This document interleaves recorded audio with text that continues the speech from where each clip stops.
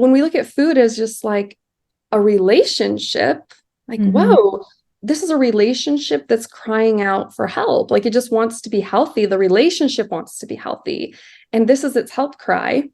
So I began working with people around this. And what starts happening in this really organic way was I would hear my own voice starting to reference the scripture in a way that is not how, like I would be in the middle of a coaching thing and I would say, well, perfect love casts out fear. So what's a perfect love?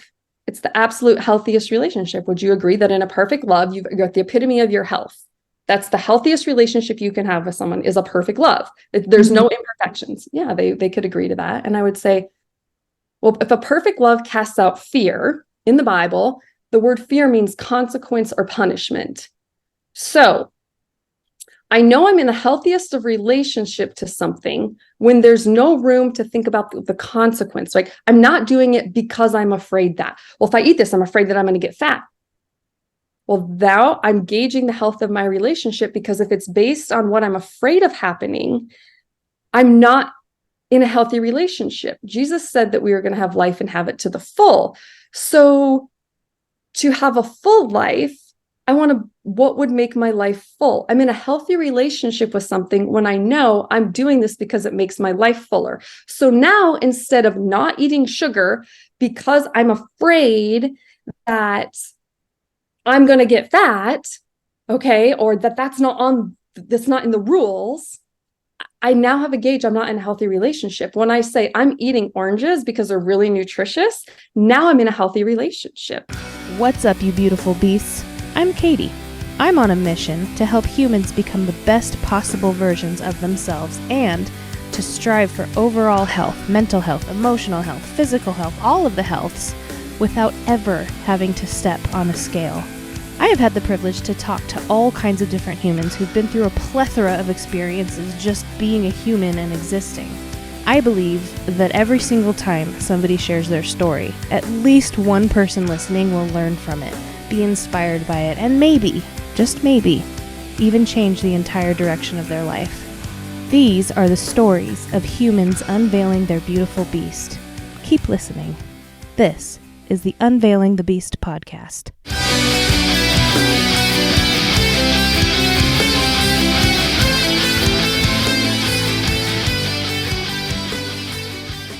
What up, beasts? Welcome back to the show. I am back again with Amanda Lurz. This is part 2 of a 2-part episode. So if you didn't watch episode 61, I highly recommend you go watch that first or listen to that first so that this episode will make sense to you. Buckle up.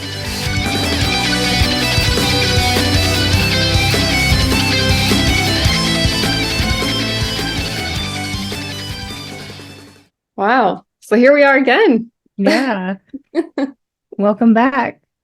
Thank We you. have to hear the ending. So, well, I mean, I know there's not really an ending because you're still alive. So, yeah. Yeah. So no, part 1 really dived into all the events that were happening in my life that would ultimately lead up to a huge change that I have come to understand as my spiritual awakening. And I know when we ended last time, I had described being in California, being in a lot of turmoil, having made it home with all of this processing going on in my mind that I didn't know how to process. So with all of the turmoil in my mind that I didn't know how to process, and having to come back to my real day-to-day life. Like it didn't stop while I was gone. I had to come home. Yeah. I didn't know what was happening. And I was just terrified. Nothing made sense. So if thinking back on prior to sort of this moment, that you will, this moment, this experience, this moment in time, what would have comforted me was a faith. So now the very thing that I have known to go to, say prayer or reach out to a Jesus character, all of a sudden doesn't feel like comfort. It feels like more confusion. So at the time when I am starving for some form of comfort, the thing that I know to go to creates more discomfort. So this began a season of evaluation.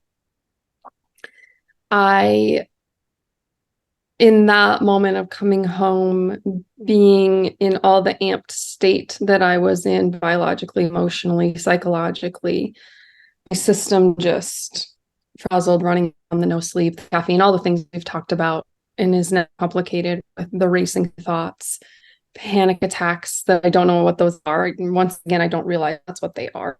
Yeah. I never had that before. So that, physical experience as well. Not knowing what was going to happen, it felt like doom. It felt like I had a gray cloud that I couldn't escape. I don't know what to do.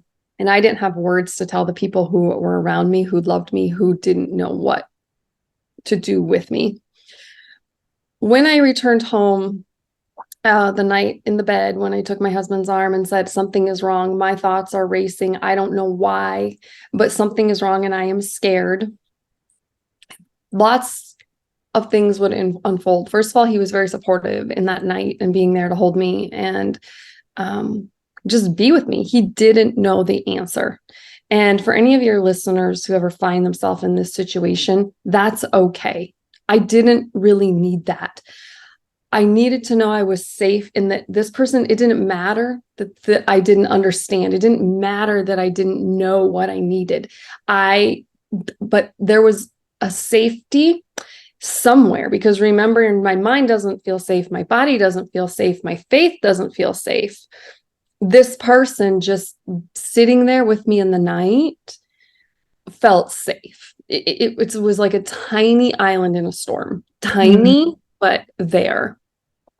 So this would go through the night. And by the next day, I was my body had completely shut down, just 100% shut down. Fetal position, eating and drinking are out. It cannot get out of bed, which means I cannot go to work, which means I now have to call into work after just coming off, I had taken requested time off. Right. So here and now, Amanda's due back from work and she calls in sick, right? My body was past functioning. It was in a total shutdown state. And everything about this, as the days would go on, I wasn't able to return to work for like a week. And now it feels really public because now people have questions. Where were you? I had to tell I had to call in sick to my boss. I had, as most people who have a day job, the company has certain policies. If you're gone past this many days, you need some kind of note or something. You don't just get to call in sick for 5 to 7 days in a row and come back, just no questions asked, right? Yeah. People are reaching out. My phone is blowing up. Hey, we're at work. Is everything okay? Haven't seen you for a while. I've gone ghost from everyone.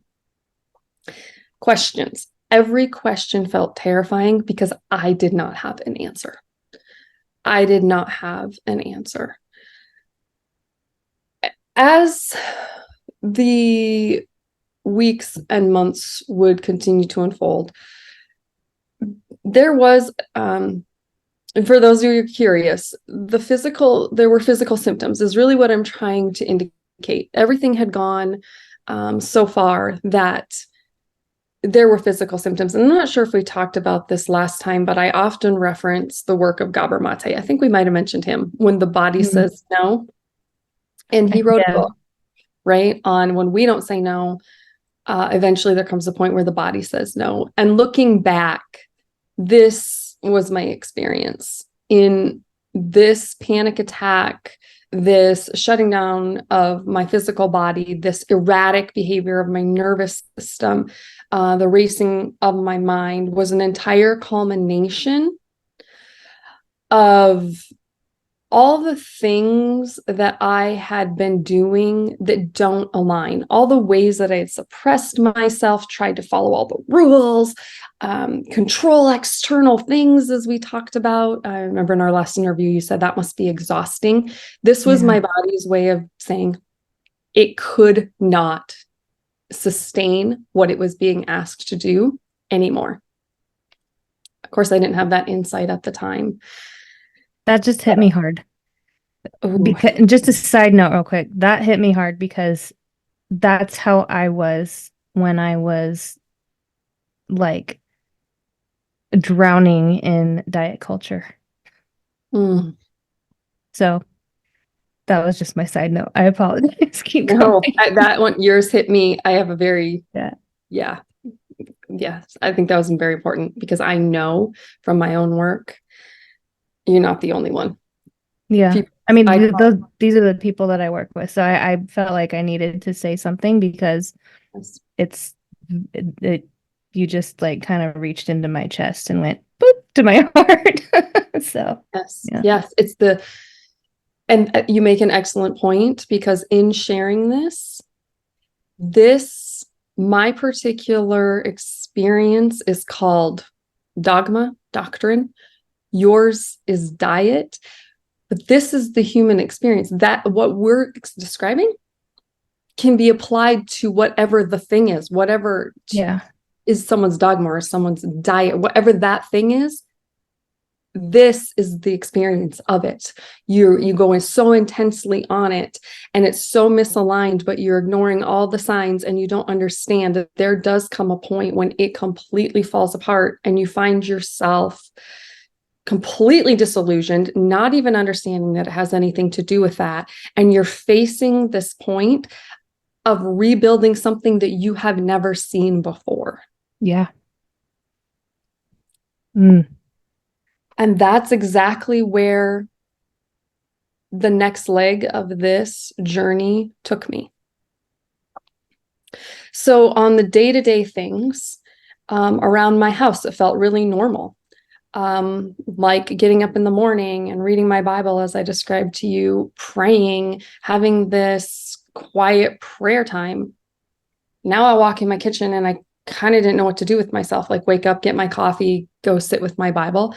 And all of a sudden, like, I don't know what to do with myself. Very similar to if you have all these diet rules and you walked into a kitchen and like, there's not rules and structure and someone's not telling you what to eat and you can just eat whatever you want. And that would feel really like almost disillusioning. Like it's total freedom and terrifying at the same time because like someone's not telling, someone's not telling me precisely what I'm supposed to do.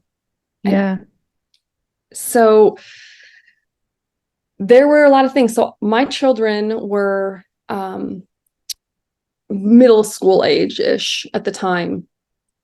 So in real time, the mom who for their whole life has them praying before bed, is micromanaging everything they watch, look at, see, hear, encounter, and makes them sit down and eat as a family. And we have to say grace, is not asking any of that. She's not coming in my room to pray with me at night.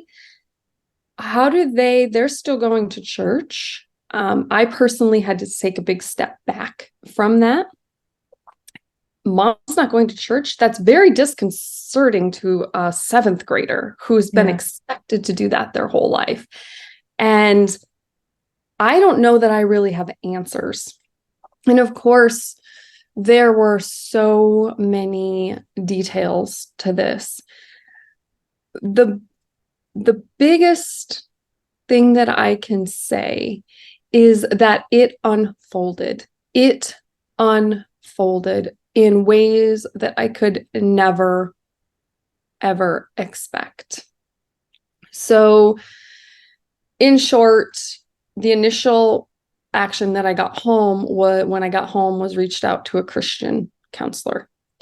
And interestingly enough, this Christian counselor would play a really big role in that he essentially, his first suggestion to me was that I just step back a little bit. He said, and he actually told me that I wasn't their only client, even in that week, who was experiencing this. And what I was experiencing was something that they see often as a byproduct of what he called too much, like trying to take all this spiritual stuff and make so much of it that it ends up just feeling like a big gibberish mess in your head. And so it was actually through him. So I really want to point that out, because the universe is so phenomenal that, like, the thing that seemed scary and I didn't want anything to do with was Christianity. And ultimately this Christian counselor would play a huge part in actually helping me move towards my healing. And so that's what's so beautiful and so synchronistic about so many things.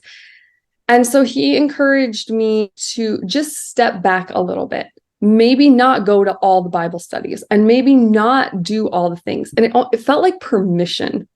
It felt like permission to go, okay. Because I felt afraid. I felt like I was breaking the rules. You can't just not go to church. You can't just not open your Bible. That's so unchristian. Like, I felt like I was breaking all the rules that I stood for. And so when another Christian who seems to be kind of the expert is telling you that might actually help with your healing, that gave me some margin. I started to step back a little bit from the things that I had so saturated myself in. And it tipped off a journey of being able to step back and think outside of a dogma and a doctrine and really evaluate myself and what I believed. And it would be a journey that would take a couple years. I would have no idea at that time what I was signing on for. And as I started to step back from one thing, I started to realize that wasn't the end of the world. Like, it was okay. I didn't go to Bible study. It was kind of okay. And I started to be like, it was okay more and more. Like, I didn't have all this self-punishment for not doing it. So even just having that much margin open up where I did something and then there wasn't this influx of massive self-punishment gave me just like a little bit of breathing room and a little bit of breathing room. And pretty soon my thoughts started to get clearer and clearer. They were in a healthier place again. So as I am grappling with the healing, because day-to-day life didn't end. People now remember, there was people at work. Why aren't you at work? Well, I was back at work, but now people at church are like, where have you been? We haven't seen you. Why aren't you going to Bible study? I'm having to manage that. I still have kids that are like, how come we're going to church and you're not? And I don't know what to tell them. I don't know what to tell them what I believe. I don't know.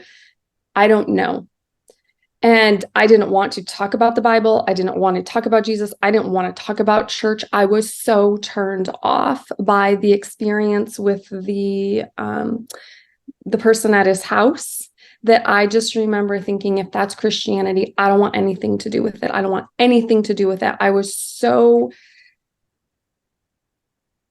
unsettled by the whole idea, and I didn't know what to do with that.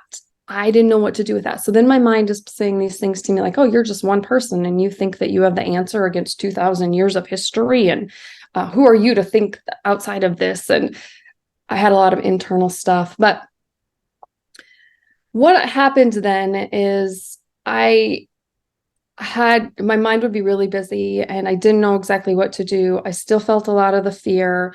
So to mitigate some of that, I would pick up books or listen to things. And so I just kind of went headfirst into those podcasts that I told you before that I had found so much, relief in the past. So I'm trying to fill my day. So rather than being in my own head and listening to all the chaos when I'm getting ready in the morning, I'm just podcasting after podcasting, and doing things that make me feel like, okay, I can grasp that. And it put me in a different state of mind. And it was helping to counter some of the chaos that was my world, that I didn't know how to stop the chaos. I didn't know how to shift. I really didn't. And in this time, I was listening to Lewis Howes. You probably are familiar with him, The School of Greatness, or your listeners might be. And I was getting ready one morning, and before I go into the Lewis Howes experience, I want to point out how lonely and isolating this was, because I've now pulled back.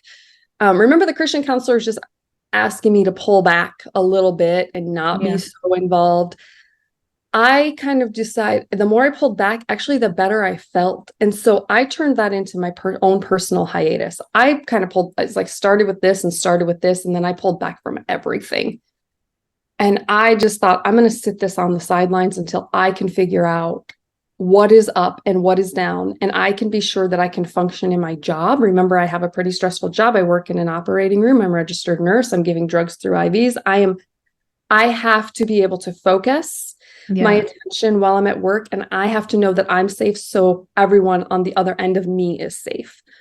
And so the more I pulled back, the less I had to in real time go, what do I need to do with this? Like I'm in say I'm sitting in church and I don't know what to do. That's eating mental energy. So to preserve some of that energy for the sake of my focus, I took myself out of situations where I was face to face with it and trying to figure it out in real time. So with this, then now my church friends don't know what's going on. Where have you been? We're praying for you. How come you're not coming? What's going on? Why aren't you at church? And if any of your listeners have ever been very inundated in the Christian culture, why haven't you been at church is a much more loaded question than just like, hey, haven't seen you at the gym for a week. It's a very different, why aren't you at church? There's this feeling in the background that, Amanda's really, we're losing her, essentially. The enemy has a hold of her, is common language. The enemy has got her. I was going to ask, is it more of a where have you been? Like, are you okay? Or was it more of a where have you been, young lady?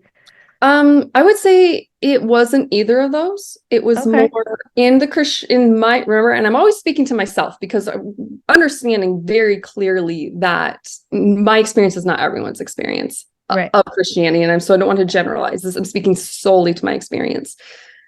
Throughout my Christian experience, there was always teaching on like the signs that someone is slipping away. So you'll be in a sermon and say, you'll hear, you've been taught this, that, it's people don't make a decision to walk away from God in a day. You'll start to see signs. They'll start, church attendance will be a little less. They won't seem as involved with their Bible study. You're coached from the beginning, right? And so I knew that everything we'd always been trained to recognize as the warning signs that someone is, quote, walking away from God, I was exhibiting them.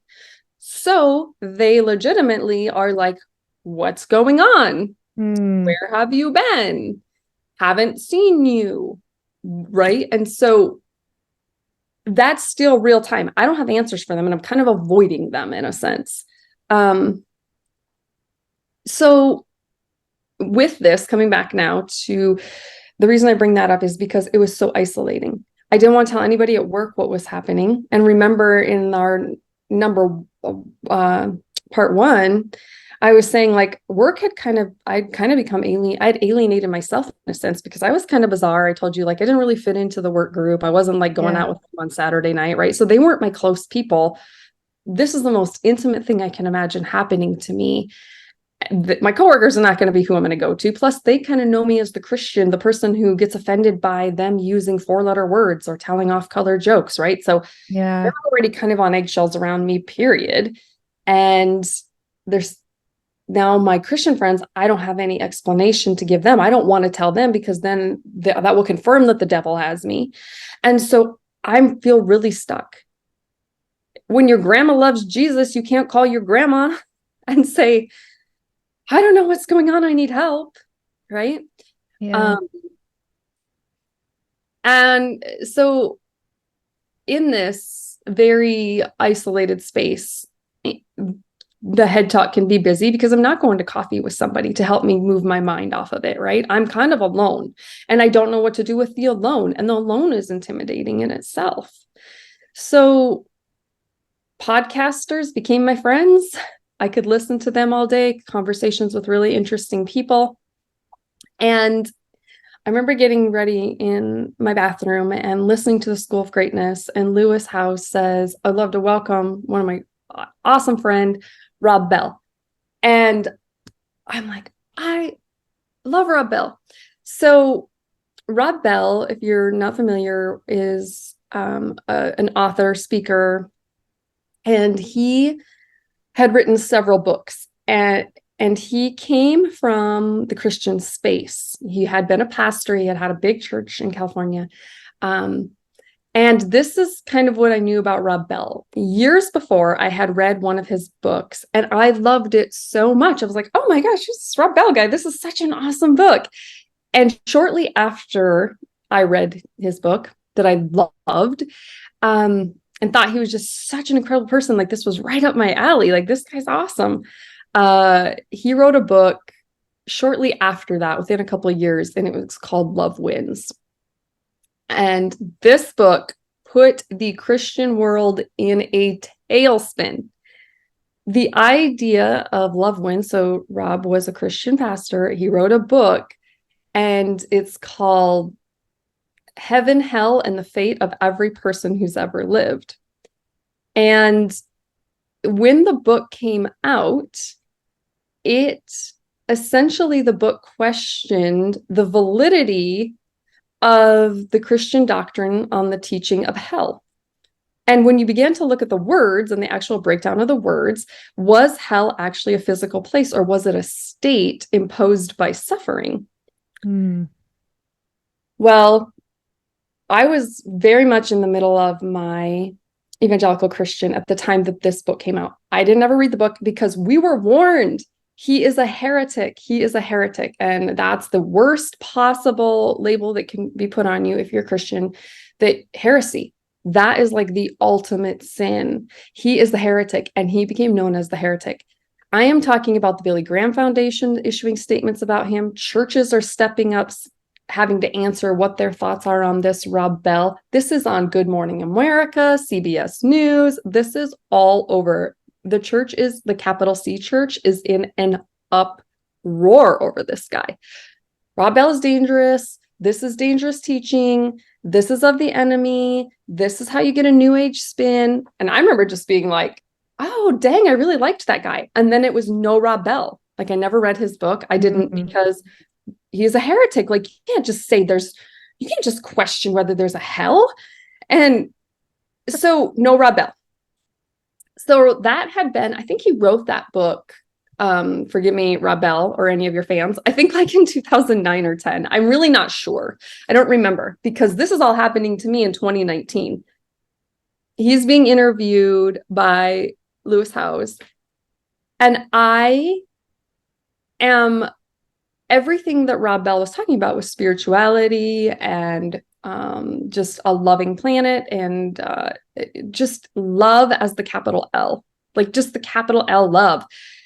And I am so taken by this interview. I felt like he was my brother. I cannot describe the connection. And I think people can understand this when they really connect to somebody. I'm like, I don't know who you are, but you've been in my closet. All the things I had nowhere to go with, he was talking about. It was like, wait, I never told anybody that. How do you know that? How do you know that? It was so connected.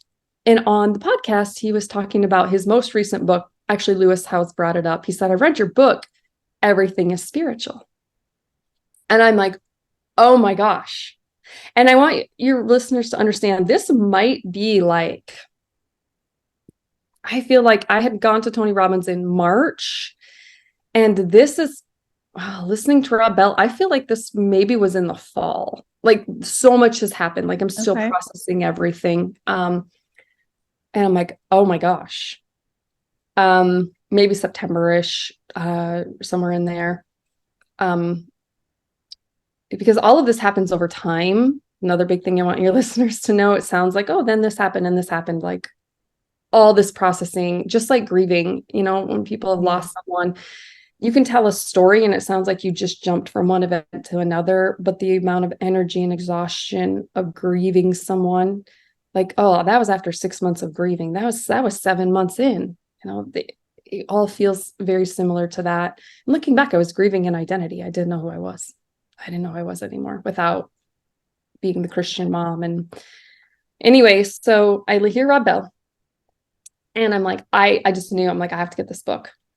So through a series of events, I went to Barnes and Nobles, which I would never do. Like usually I'm just like 30 seconds later, like on Amazon, let's get this spot. I don't know what the deal was, but like some weeks passed and I went to Barnes and Nobles, which is a 45-minute drive from me. I don't even know why. And that's what's so cool about all of this. And I really want it to be like the take home is like all these things unfold. You don't know why, and you really don't have to.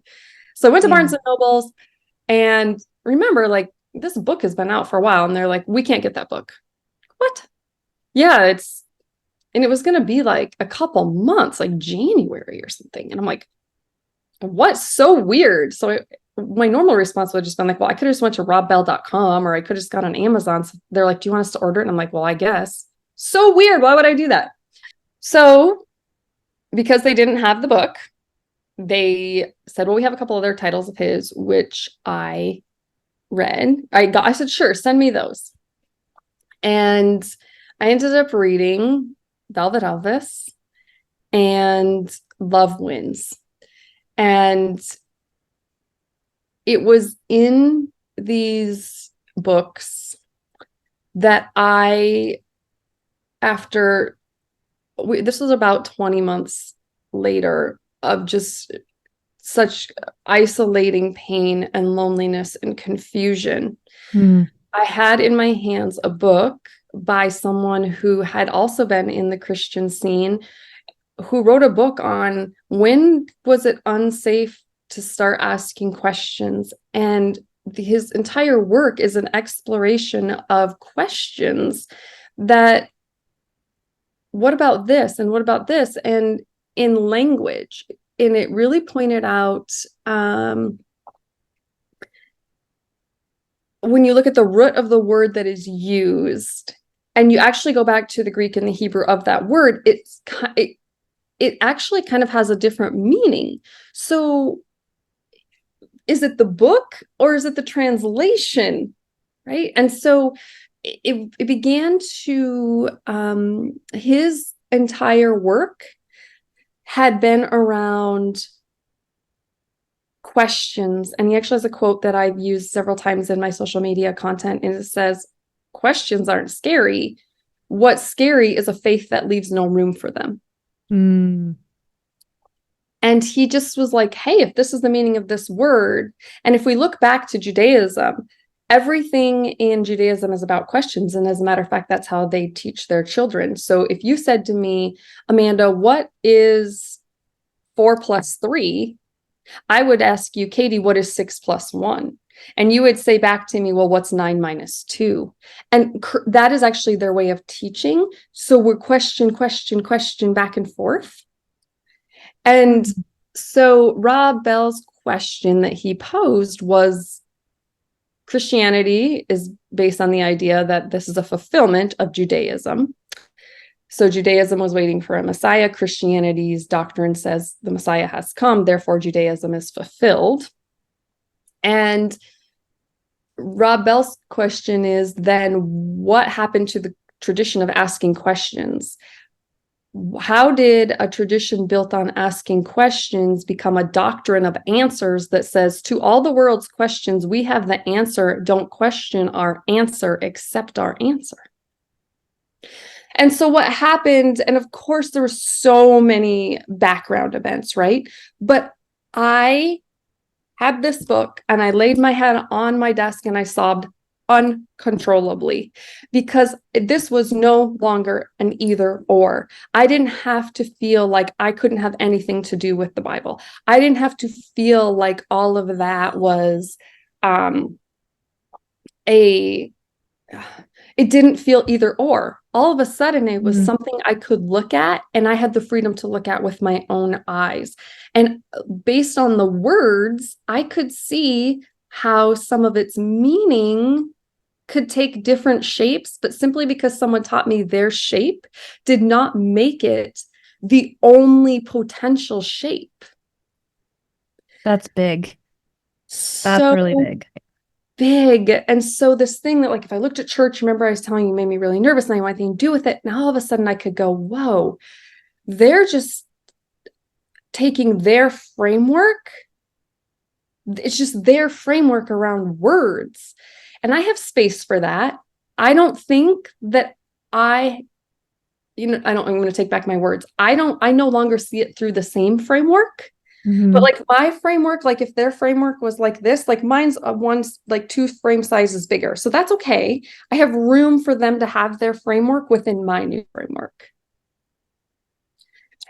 And so then what happened? My life radically changed. I mean, radically, I saw the world so differently. And in the background, some really significant things were happening in the background. When I came back and I was in the fetal position and I couldn't go to work, I knew that I had been in a job I had hated for far too long. I physically almost couldn't go there anymore. So over the period of this time, in the background, what has also happened is I have left my job. My husband, around the same time, I had been at Tony Robbins in March. We'd already were planning. In June, he left his day job and launched an excavation business. I saw myself continuing to work at my government job for, another 2 to 5 years and kind of figure out what I was going to do with my life. But with the shutdown in my body, it became clear that I couldn't do that. And so we had just launched a brand new business in June. And there goes your health insurance, all your benefits, all of those things. And in that following August, I had left my government job. Now we're both do not, right? He has a business. I left. I went into real estate. What makes this significant is that had opened a huge door to me because in the world of real estate, everybody has a production coach, a business coach, everyone has a personal coach. And I'm like, this has been here the whole time. What's really important is that I had wanted to go into real estate for 5 years, and I had always suppressed that part of myself, calling it irresponsible. Looking back, I realized that I was spiritually suppressing myself. Spirit had been nudging me all along. I had been pushing it down out of fear. I lived in so much fear.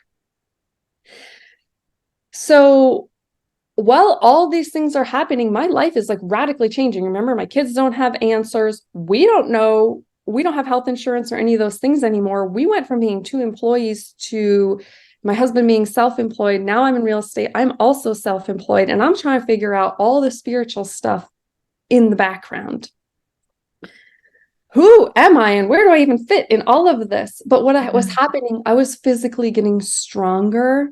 I always describe it as almost reverse aging. I started to actually look younger. I had a lot more energy. I was so expressive. In my former life, I had to go to the operating room, hair up, no earrings, couldn't have my nails done. I would go to work in workout clothes, just look greasy and gross. I hated it. Leave there.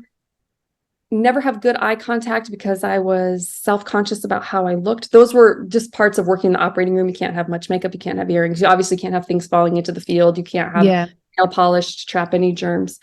Your hair has to be up and back.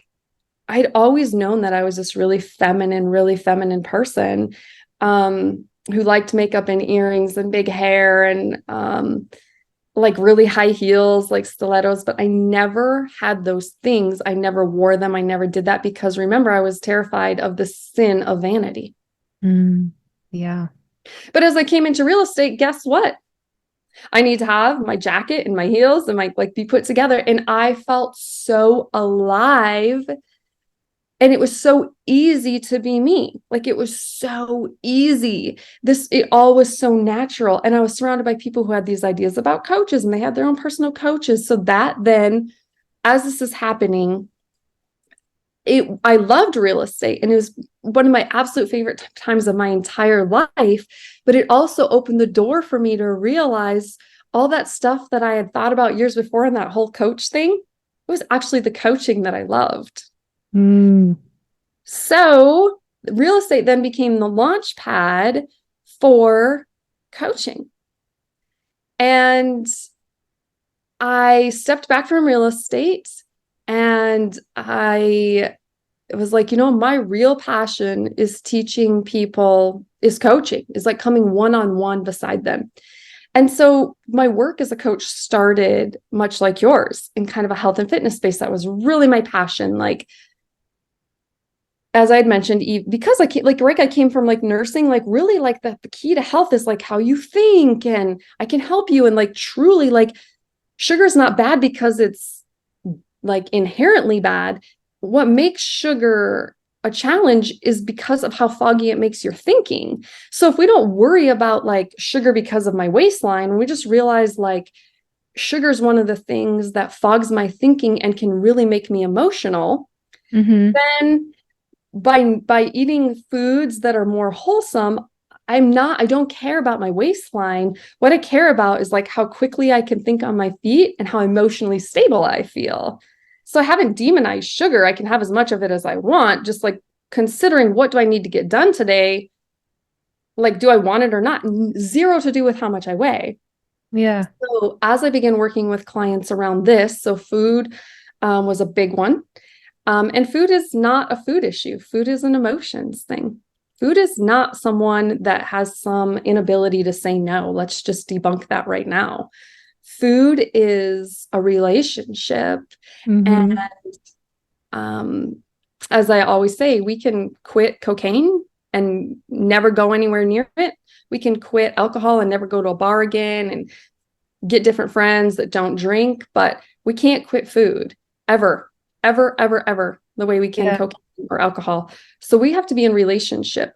So when we look at food as just like a relationship, like, whoa, this is a relationship that's crying out for help. Like it just wants to be healthy. The relationship wants to be healthy. And this is its help cry. So I began working with people around this, and what starts happening in this really organic way that there's no way I could have studied for this. The only word that I can describe it as is almost like channeling, was I would hear my own voice starting to reference the scripture in a way that is not how, like I would be in the middle of a coaching thing and I would say, well, perfect love casts out fear. So what's a perfect love? It's the absolute healthiest relationship. Would you agree that in a perfect love, you've got the epitome of your health?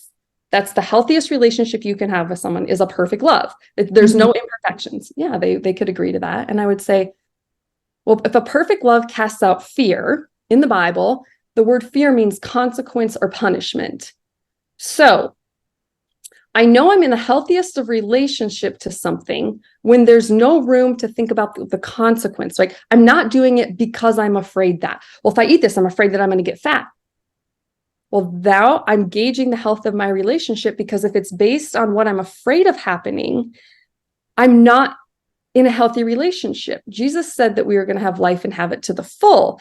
So to have a full life, what would make my life full? I'm in a healthy relationship with something when I know I'm doing this because it makes my life fuller. So now instead of not eating sugar because I'm afraid that I'm going to get fat, okay, or that's not in the rules, I can immediately know, because there's punishment, right? There's an element of punishment and like what I'm afraid of happening. I now have a gauge. I'm not in a healthy relationship. When I say I'm eating oranges because they're really nutritious, now I'm in a healthy relationship. Yeah. There's no way I could practice for this, but I'm coaching and I say, well, perfect love casts out fear. And it's like I could hear myself explaining these things. And And then as more of my work, a lot of, because now I didn't tell you what to eat. We just worked on a mindset in that experience. What happened was these things were pouring over into like all these other things that were going on in people's lives.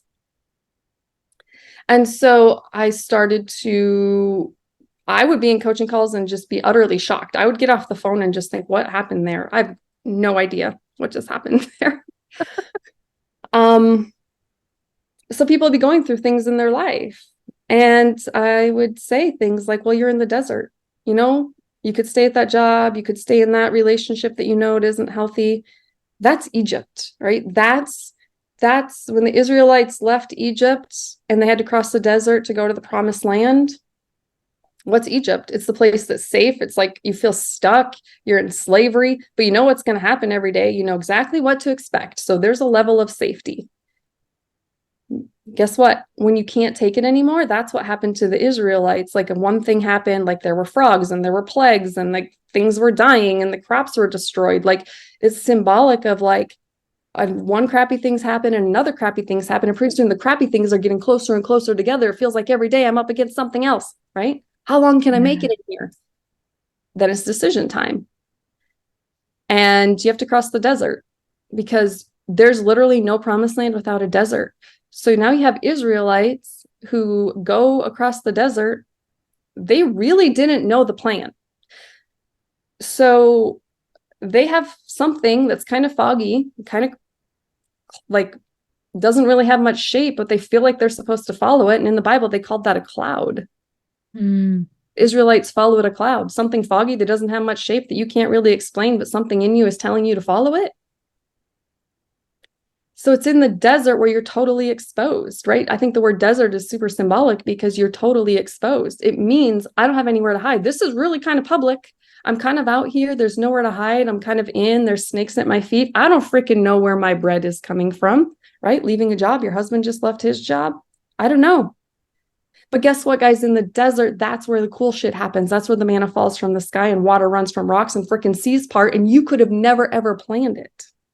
Ever. You got to cross the desert to get to the promised land. Promised land means the place to plant my feet, the place where I plant my feet. So if you're feeling totally stuck, the journey across to the place where you're you and you're aligned and what I got to experience, how natural I felt as somebody who could totally be herself and just be so feminine and realize that all that shut down in my body was all of that being pushed down and pent up. And as soon as I released that, my body didn't have to be sick anymore because all that expression of who Amanda was could now free flow. It came with a lot of pain. Yeah. So there's a word for that desert space and it's called liminal space. It's called liminal space. And liminal comes from the Latin word threshold, which means I'm not in one room. I've left one room, but I'm not totally in the next room. And so it's this idea of in between. And so that's where my work has evolved to now is I call myself, like I say, I specialize in liminal space. My particular approach is from a mind, body, spirit. That's what I know. I know how your body operates. I have spent a lot of time studying neuropsychology and I'm very rooted in the psychological story of spirituality. And that's what I would encourage people to look at the Bible as a poem. When you can remove the dogma and doctrine that got imposed on it. So I have no religious affiliation anymore whatsoever. But when I look at the story of the Israelites, I go, oh my gosh, that's a human experience. When I hear myself saying perfect love casts out fear, I go, oh my gosh, that's a human experience. That's the gauge. How healthy, if I'm constantly in fear of what I don't want to happen, that indicates consequence. Well, I'm so scared of that happening. When I realize the less don'ts that I have, the healthier my relationship. And that I want to be life to the full, well, that means full expression of myself. So some doctrine that taught me to suppress myself and to hold back is actually what made me sick. And when I realized that that was a play on words that was incorrect, and that this entire story is the actual outline of the functioning of the human mind, the sky's the limit. And that's where I'm at. It's what I do now. It's my coaching. It's my world. I just I got a lump in my throat when you said that. That is so awesome. And back to what you were saying, like the in-between phase, my mom used to say, like if I was in that space, she'd say, "You're in the hallway." Yes. So Yes. I don't know what door I'm gonna go through, but I'm in a hallway. And for now, I'm okay just being right here.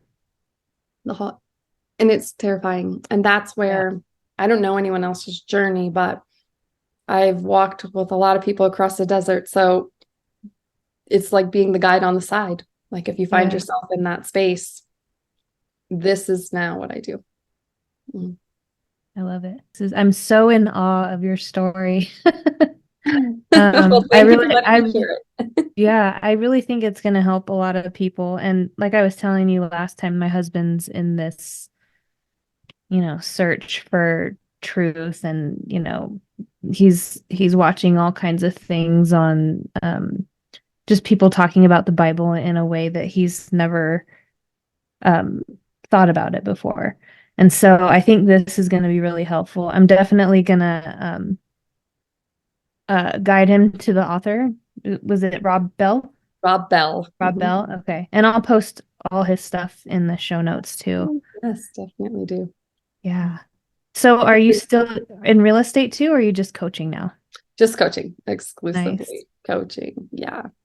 And I wish that, the podcast had the capacity for the full story. And the thing is, as much as I would love to share that, no one's is going to be the same. No one's is going to be the same. And the huge, huge, huge takeaway that I would just want for your listeners is that it does unfold. If I could tell you all the synchronicities and all the things that led to, as a matter of fact, if you don't mind, Katie, I just want to share one more thing. It's actually go for it. pertinent to this, is in reading the Rob Bell books and an experience, the huge breakthrough that could take another episode just describing what happened to me in reading the books. I had to, not like just a little bit of a desire. I had to tell him, he needs to know, my life is so radically different than anything I've ever known. I have got to find a way to tell this man thank you in some way, shape, or form. So I went on the Rob Bell hunt for contact me an email, contact the author, leave a note on our website. Nothing. The guy it's so tight. I would later learn because of the death threats on him for writing material that he wrote. Yeah. So as this is all unfolding in 2021, the day came, I got finally Everything is Spiritual came. I highly recommend that. If someone is kind of just starting out, not quite sure what to do with the Bible, I would start with Love Wins and do Everything is Spiritual after Love Wins. That will be a much easier path. It'll just make a lot more sense. But anyway, I had the most healing time of my life. The book is so stained with tears. Everything is Spiritual. There's notes written all over it. And what is really profound is my husband kept saying, I would read passages of the book, Everything is Spiritual. And he would say, oh my gosh, you talk about that. You talk about that. Here's this guy who lives in Los Angeles. And you guys know I live in South Dakota. And it was like someone on the outside, my husband going, he wrote exactly what you were talking about. Yeah. So there were all these, what I'm trying to illustrate is I was getting insights that I just never heard anyone talk about before. And now here's someone writing about him in the exact same way. But I had to find Rob Bell. I had to do it come hell or high water. I needed to find Rob Bell so I could tell him thank you, because it was so radically different. Radical is a small word. So this opportunity came because people were coming off of COVID 2020 into 2021. Rob Bell was hosting these Zoom calls where you could go in and it was ask Rob Bell anything. I'm like, what? And they were taking limited slots. And so understands all these synchronicities would have had to unfold for me to find that to be one of the people who got one of the limited slots. Okay. And in that call, I think there were 6 of us on that call. there was someone in the room that I was just like really drawn to. Once again, I was like, I think this guy's like my brother. Like, I think that I know this guy, like on a soul level, like there's a guy in the Zoom call and I'm just blown away. I'm like, this guy's saying everything that I say. And you could ask Rob Bell anything. You could ask him about your life. It was literally called Ask Rob Bell. And so I got to tell Rob Bell, I didn't care what that call was. I said, I got on this call to tell you thank you. And of course, I just break down and I have the call recorded, which is super special to me. And we had such an amazing interaction and encouragement from him. But to the bigger picture, that's amazing enough. This person on the call, like the day after that, I felt like really connected to this person. I got a friend request from this person on social media, and his name was Chris. And I'm like, oh yeah, cool. And we connected and we started to talk, and his experience had been very similar. We became friends because now I had one friend in the world, and he lived in Washington, people. I live in Seattle, or excuse me, he lives in Washington. I live in South Dakota. And it was like this person, like all of these things had to go for me to like, now I actually had like a literal friend in the world who could understand. Yeah. He loved Christianity. He had this experience. He was seeing the universe in a much more spiritual form, left the dogma, and we could connect. Now I want to tell you this part, because then he was actually doing something in his world and business that he invited me into, and I participated in that for like a year or more. In there, I became friends with someone who became very special to me, a very great friend to me, and would become a huge person in my life, who lives on the total opposite side of the country, who then invited me into the coaching program where I met you, Katie. I love it. So Yeah. everyone out there, there's people like me that can support you in the very painful journey if support feels like something you're seeking. I didn't even know what to Google, and that's why I wanted to fill the gap. Will I go to hell if I think about this differently? What happens if I leave Christianity? I was absolutely terrified of hell. And ever since then, I've wanted to be the person who stood in the gap, so that if somebody was Googling, will I go to hell if I quit believing in the Bible, like I thought, that hopefully they would see my name and be like, well, let's have a conversation about that. What are you afraid of? That was a space that I was looking to fill. So there is support. There are the Amandas of the world. I don't know how you find them, but I'm here. But the next part that I would say is coach or no coach. It does unfold. So when you tell me your husband's watching this or thinking about this, the most common feedback that I get is, I have never thought about that verse like that. All the years I went to church, I've never heard anyone tell me or say it like that.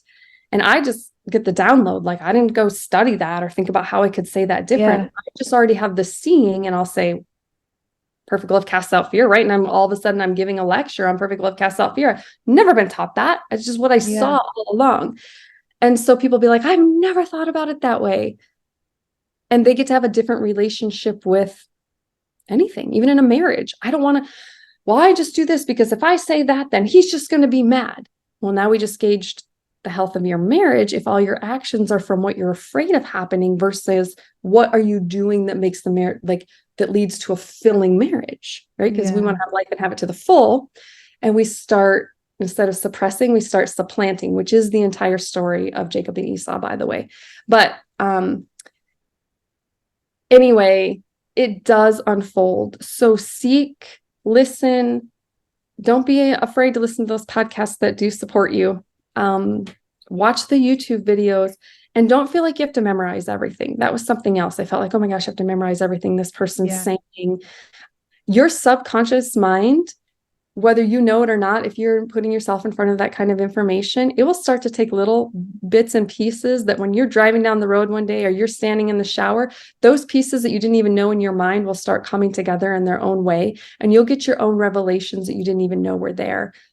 Also know that the feeling really crazy, later on, I would learn that as people go through a spiritual awakening, there's a literal phase called the spiritual schizophrenia, right? Mm-hmm. And learning that was even more confirming to me, because I'm like, that was the word I kept using. And I was scaring myself as a nurse trying to diagnose myself. And now being on this side, that was super synchronistic. That's actually the term they use. Of all the words in the world that I could have picked when I was in that, I was terrified of being schizophrenic. I now understand that like there's this period where it feels almost schizophrenic. Like my thoughts are so busy, I don't know what to do with them. I don't even know who I am. Normal. And the final piece that I would give everyone is if you're on this journey, you're already emotionally healthy. You don't feel like it and you feel scared and you think, oh my gosh, I'm emotionally a wreck and I'm a mess and I don't even know what this lady's talking about. I would say you're here for a reason. This is no accident. You're not hearing this for any accident. This is impossible. And the fact that you're even feeling the emotional mess means you're emotionally healing. I love that. Now, I always end with a question, and I feel like you might have already answered it, but maybe on a deeper level. So I'm just going to ask. If you had one piece of advice that you could give to the world, what would it be? The highest act that you can do, the absolute reason you are on this planet, is to express to the fullest. It is literally the purpose to set the captives free. The splendor of a king to set the captives free means anything inside of you that feels like it's in there, the entire point is to express it in its fullness. Beautiful. Ladies and gentlemen, Amanda Lurz signing off. Until next time. Boom.